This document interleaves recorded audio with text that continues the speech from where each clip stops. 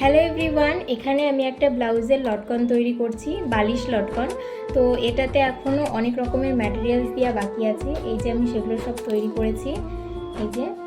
তো চলো কিভাবে তৈরি করি সেটা তোমাদেরকে দেখাই। আমার অর্ধেকটা অলরেডি হয়ে গেছে আর অর্ধেকটা বাকি আছে, সেটাই দেখাবো।